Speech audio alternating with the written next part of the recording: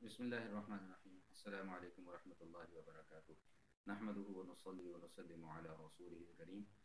استخارے کے متعلق کچھ مختصر گزارشات آپ کی گوش گزار کرنا ہے۔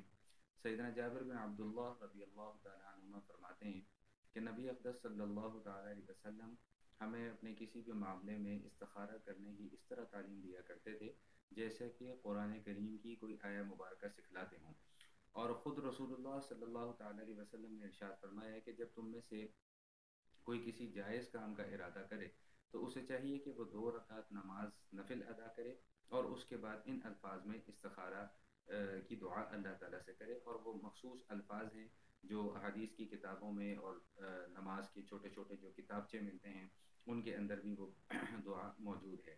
یہ تو مسنون طریقہ ہے استخارہ کرنے کا۔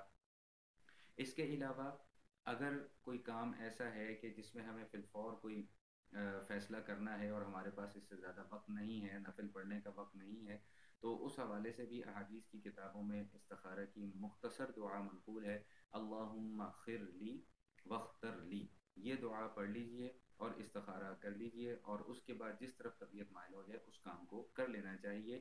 یہ تو وہ طریقہ ہے استخارہ کا جو مسنون طریقہ ہے، جو جناب رسول اللہ صلی اللہ تعالیٰ علیہ وسلم نے سکھلایا ہے اور بتلایا ہے۔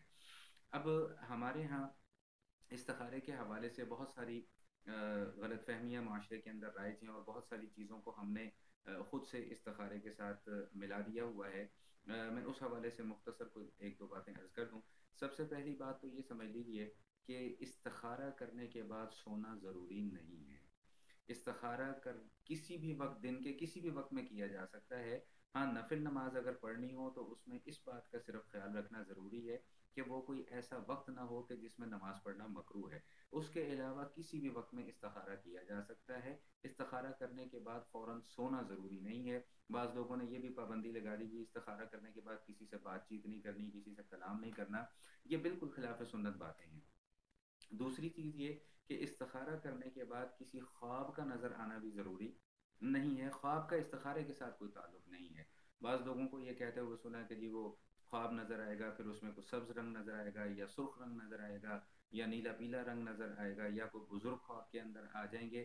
یاد رکھیے گا ان چیزوں کا نبی علیہ الصلوۃ والسلام کے تعلیم کیے ہوئے استخارہ سے قطعاً کوئی تعلق نہیں ہے۔ استخارہ کے بعد خواب کا آنا قطعاً کوئی ضروری نہیں ہے۔ ہاں، استخارہ صرف اتنی چیز کا نام ہے کہ آپ کوئی کام کرنا چاہ رہے ہیں، آپ اللہ تعالیٰ سے دعا کر لیجئے، اللہ تعالیٰ کو اپنے ساتھ شامل حال کر لیجئے۔ اس کے بعد جس طرف طبیعت آپ کی مائل ہو جائے، جس طرف شرح صدر ہو جائے، اس کام کو کر لیجئے۔ اور ایک بہت بڑی غلط فہمی جس کا ازالہ بہت ضروری ہے کہ استخارے کا مقصد خدا نخواستہ غیب کی خبریں معلوم کرنا نہیں ہے کہ مستقبل میں کیا ہوگا، یہ ہوگا یا یہ ہوگا، فلاں ہوگا یا فلاں نہیں ہوگا۔ استخارے کا قطعاً ایسا کوئی مقصد نہیں ہے۔ استخارے کے الفاظ کے اوپر غور کیجئے۔ اللہم انی استخیرک، کہ یا اللہ میں آپ سے استخارہ کرتا ہوں، اور استخارے کا لفظی معنی ہوتا ہے یا اللہ میں آپ سے خیر طلب کرتا ہوں۔ یہ قطعاً استخارے کا مقصد نہیں ہے کہ یا اللہ میں آپ سے مستقبل کے حالات کو معلوم کرنا چاہتا ہوں۔ مستقبل کے حالات کو معلوم کرنا یہ کسی انسان کے بس کی بات نہیں ہے۔ علام الغیوب صرف اور صرف اللہ تعالیٰ کی ذات ہیں، اور ہمیں ان چیزوں سے منع رکھا گیا ہے۔ اور یہ جو استخارے کے حوالے سے جو کنسپٹ بن چکا ہوا ہے کہ جی یہ کام ہوگا یا نہیں ہوگا، قطعاً اس مقصد کے لیے استخارہ جو ہے وہ نہیں کیا جاتا۔ تیسری اہم ترین بات جو ہے وہ یہ ذہن میں بٹھا لیجئے گا کہ استخارہ خود کرنا مسنون ہے، نہ کہ کسی اور سے کروانا۔ ہمارے یہ بھی آج کل بڑا ٹرینڈ چل چکا ہوا ہے کہ فلاں میں کوئی کام کرنا چاہتا ہوں تو میں فلاں مولانا صاحب کے پاس چلا جاتا ہوں یا کسی عالم دین کے پاس چلا جاتا ہوں کہ جی آپ یہ استخارہ کر دیجئے، جی میری طرف سے یہ استخارہ کر دیجئے۔ یاد رکھیے گا کہ سنت مطہرہ کے اندر ایسی کوئی تعلیم موجود نہیں ہے کہ اپنا کام کا استخارہ آپ کسی اور سے کروائیں۔ استخارہ خود کرنے کی چیز ہے، خود کریں۔ خود اللہ تعالیٰ سے آپ جتنے خلوص سے دعا مانگیں گے، وہ کوئی اور اس حوالے سے اتنے خلوص کے ساتھ آپ کے لیے دعا نہیں کر سکتا۔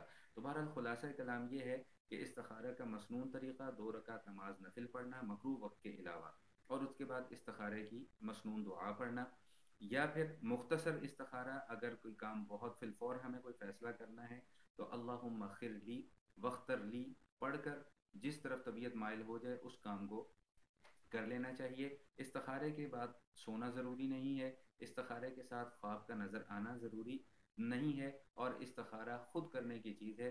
کسی اور سے استخارہ کروانا جو ہے یہ خلاف سنت ہے. اللہ تعالی ہم سب کو فہم سلیم عطا فرمائے. والسلام علیکم ورحمۃ اللہ وبرکاتہ.